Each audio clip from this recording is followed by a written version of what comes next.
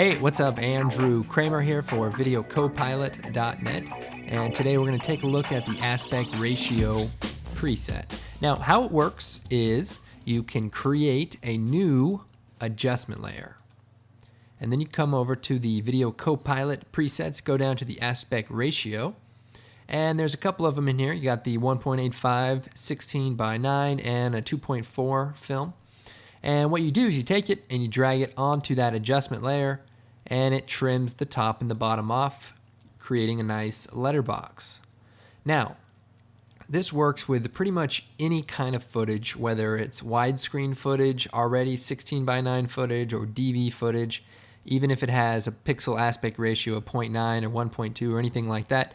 It bases the trimming on the size of the comp. So in this case, the comp is 1280 by 720, and it's square pixels. So you can see right here, this aspect ratio is 16 by 9.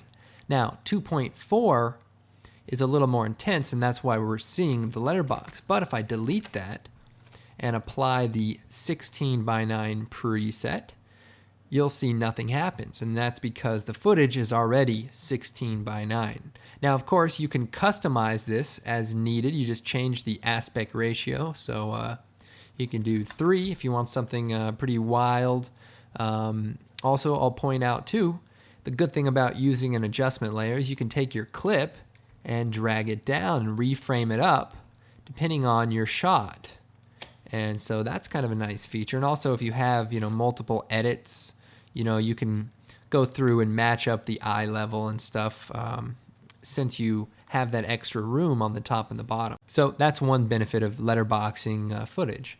Also, we have a calculation right here. It's called the FX new height. So say you like the aspect ratio and you actually want to render it out, but you don't want to render out the bars. You just want a QuickTime movie that's just this inside area. Well, the new height calculation is 426. So we go composition settings, and you change the height to that number, 426. Now, you can round up or down. Usually I round down just because pixels, you don't want like a black pixel at the top or the bottom. So you choose OK. And the comp automatically cuts itself to that range, and then you can also reframe your video, but it will leave it at whatever it was before. So as you can see, if I go back and forth by undoing it. Pretty cool. Also, it works with other types of footage. So here we have DV 720 by 480, and you can see the aspect ratio is 0.9. I'll drag that into a new comp, and what I can do is take my pixel aspect ratio. Another fast way to apply it is just drag it out, not onto the layer, but just on the outside of the comp area, and it creates a new solid. And then you just click on the adjustment layer switch, and that way it's just like creating a new adjustment layer, but you don't have to actually do it. So real quick, drag it into the blank area, turn on the adjustment layer switch. And then, at any time, you don't have to use these presets. I just made them, but you can change it to 2.4 or do a Google search and find out what the cool, hip aspect ratio is and use it instead. But I got to say, it took some doing to figure this one out with the whole pixel aspect ratio business, but I'm pretty proud of it, and hope you guys enjoy turning all your footage into cool cinematic scenes. Oh, and I will point out that the transparency actually works because that sort of cuts out the background. So just be careful, make sure that this is on top of your footage.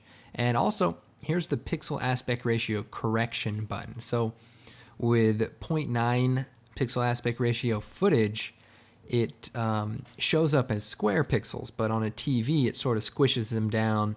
And so by turning this on, you can see what it will look like on a TV, and by turning it off, you can see just pixel for pixel. And then one other kind of cool tip, it doesn't seem to be a problem here, but sometimes on some of your footage, what you'll see is sort of a aliased line between the footage and the trimming.